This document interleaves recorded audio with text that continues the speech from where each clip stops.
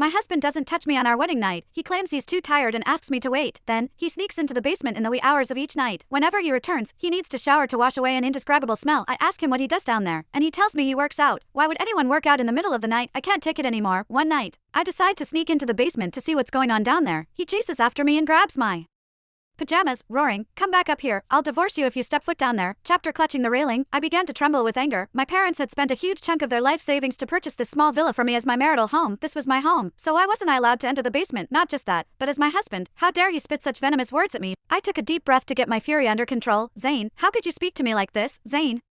Course kept a death grip on my pajamas. "Honey, let's go upstairs first. I'll explain everything once we get back to the bedroom." "Can't you explain things now?" I pointed toward the pitch-black basement. "Why can't I go down there? Do I not have the right to do so? I'm working out these days, and I keep my prized equipment downstairs. However, you can't see them yet." Zane walked to the bottom of the stairs, standing in my way. "Why not?" "Because it's not the right time yet. When the time is right, I'll definitely show you." My stomach sank. I took another deep breath, trying to calm my emotions. "If that was the case, why did you have to say those harsh things when you came running after me just now?" I just got a little worked up. Besides, you know what kind of person I am. I have a sharp tongue, but I'm a softie inside." Chuckling coldly, I turned to walk upstairs, as if a man was capable of having a sharp tongue and a soft heart. Fine.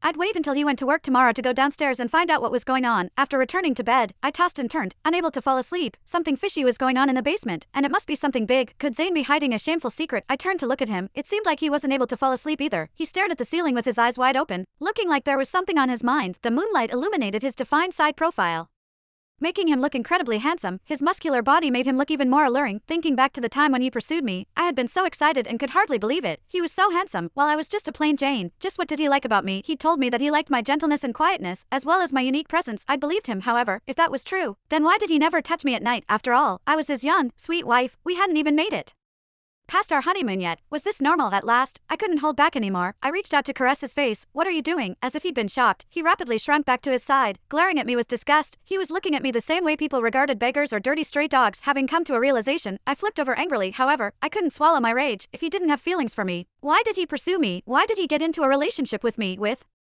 these thoughts in my head, I suddenly turned around again, glowering at him. I said, "You said that we can't do it for now because of your health reasons, which I can understand, but all I did was touch you with my hands. Why did you react so drastically? I've told you countless times that I have a psychological disorder. I'm looking for a psychologist now, so you have to be patient and wait for me." Zane picked up his phone and gently patted my shoulder with it. "Honey, please wait for half a year longer. After 6 months, I promise I will love you properly." He couldn't even use his hands to touch me and had to do it with his phone. Was I that dirty? How could I believe his words? However, I didn't have any other choice but to wait for now. Sighing quietly, I flipped over. Come to think of it, I had given my husband everything. Since we started dating, I had fulfilled all of his wishes. He'd said he liked watches, so I'd bought him a luxury watch that cost 6 figures. He'd said he liked